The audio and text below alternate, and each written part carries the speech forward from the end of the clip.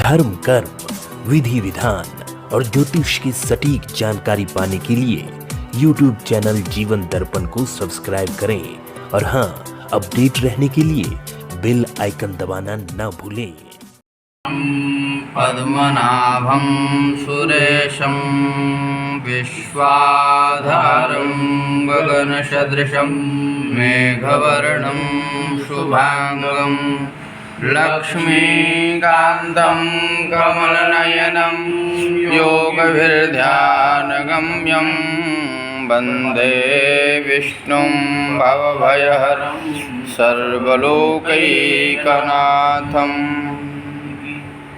आज यह जो आयोजन किया जाता है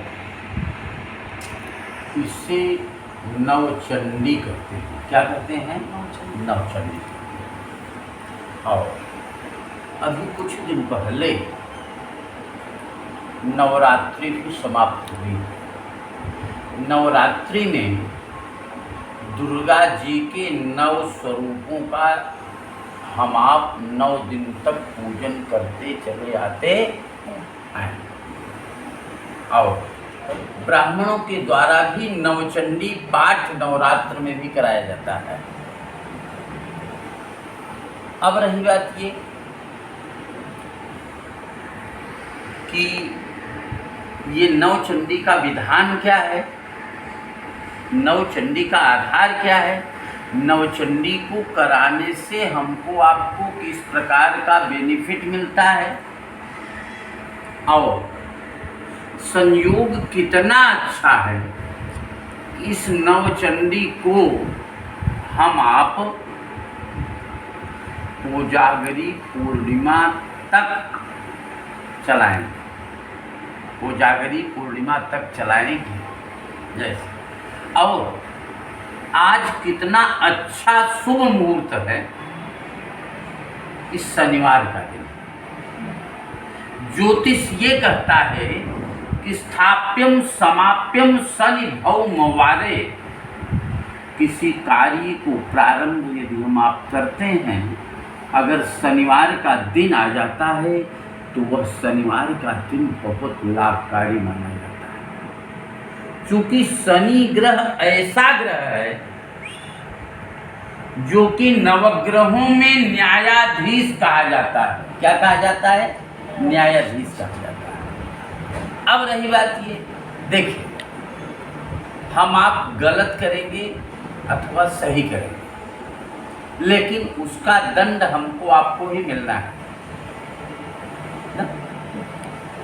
लेकिन ये जो नवचंडी है व्यक्ति को सही रास्ते पर चलने की प्रेरणा देता है।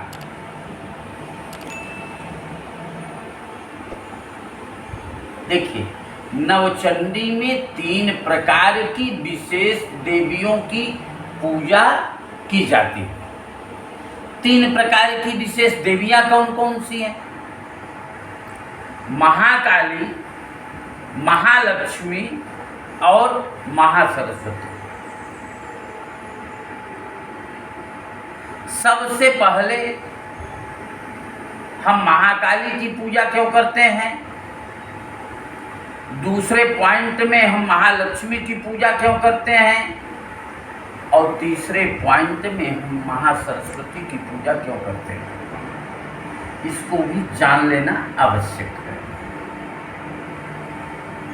और शक्ति अकेले नहीं रहती,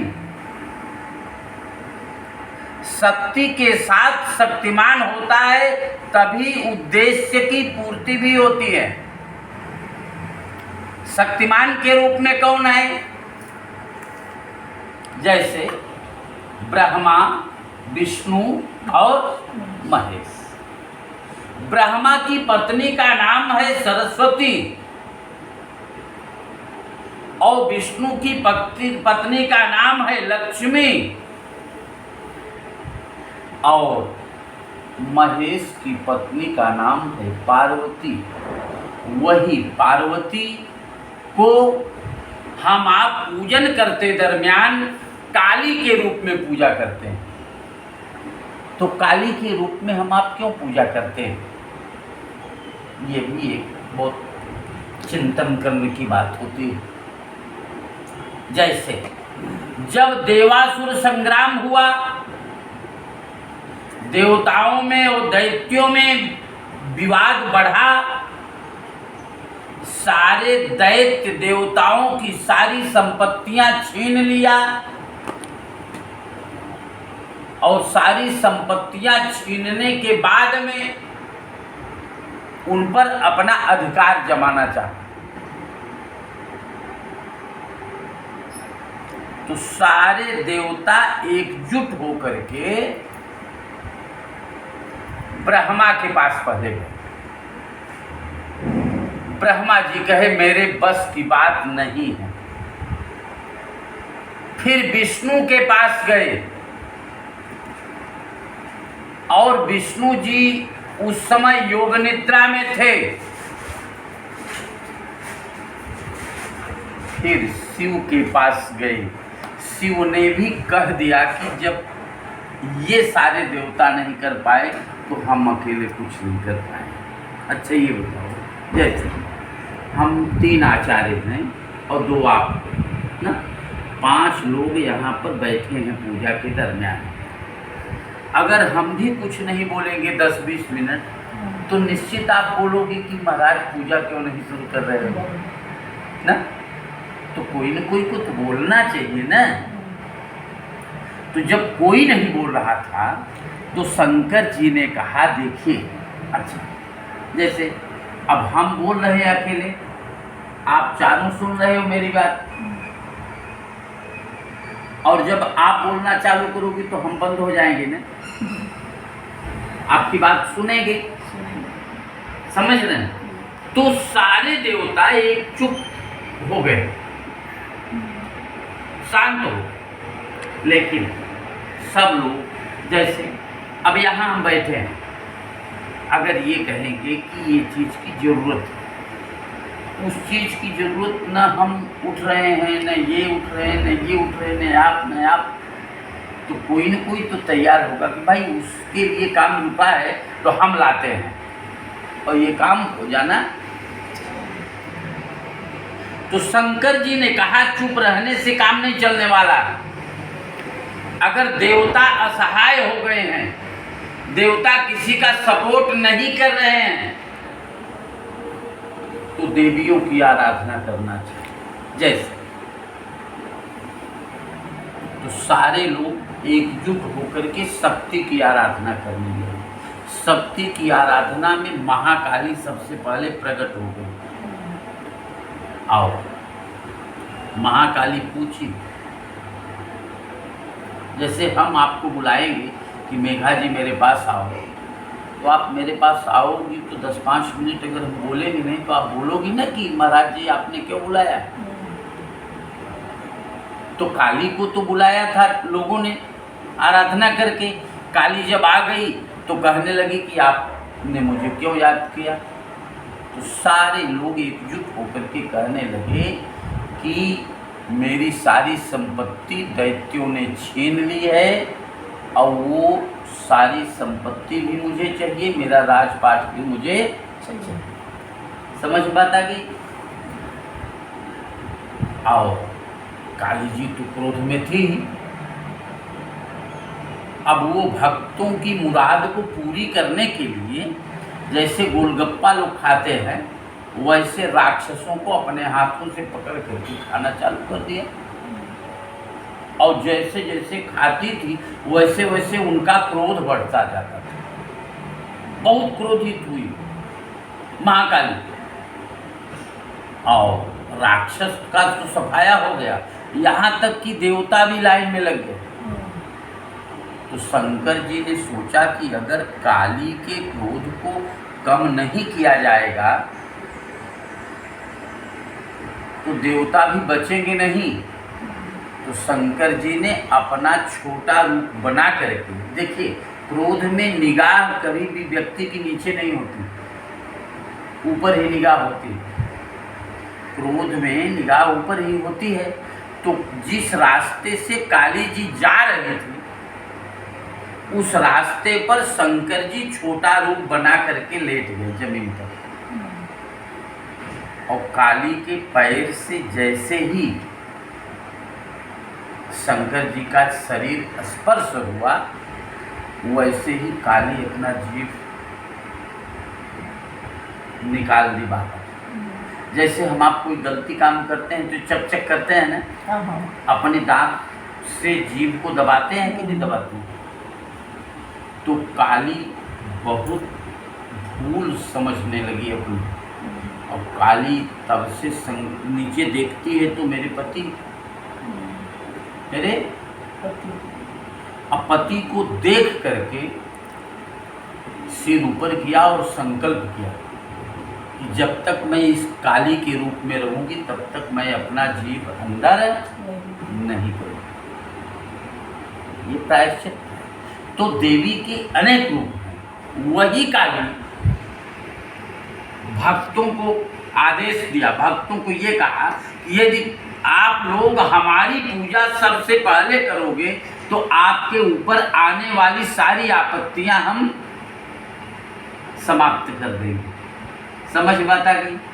तो ये जो भी आपकी दिक्कतें हैं वो माता काली रानी दूर करेगी। उन्हीं से आपको भी प्रार्थना करना है, हमको भी प्रार्थना करना है। अब रही बात ये यथा माम प्रपद्यस्ते तांस तथैव भजाम्यहम्। जो जिस भाव से देवी की या देवताओं की पूजा करता है, निश्चित देवी या देवता उसके भाव की रक्षा करते हैं और उसको पूर्ण भी करते हैं। अब रही बात ये कि मंत्रे तीर्थे द्विजे देवे दैवज्ञे भेखजे गुरौ यादृशी भावना यस्य सिद्धिर्भवति तादृशी। मंत्र में, तीर्थ में, देवता में और दैवज्ञ यानी ज्योतिषी में जिस प्रकार से जिसका भाव रहता है उसी प्रकार से उसे सिद्धि भी मिलती है। अब रही बात ये, जैसे ज्योतिषी के पास आप गए, ज्योतिषी ने कोई पूजा आपको बता दिया ना, तो वो पूजा बता दिया तो पूजा कोई जादू नहीं है। पूजा के साथ साथ आपको भी सहयोग करना पड़ेगा। आपको सहयोग ये करना होगा कि जैसे कोई पूजा आप कर रहे हो, जैसे डॉक्टर के पास आप गए, डॉक्टर ने आपको दवा दे दिया, तो दवा समय से नहीं खाओगे तो कैसे ठीक होगा? तो जो परहेज बताए उस परहेज को करना जरूरी होता है। और ये जो पूजा हम आप करने चल रहे हैं, सबसे पहले तो सिद्धि विनायक को बुलाएंगे। समझ रहे हैं?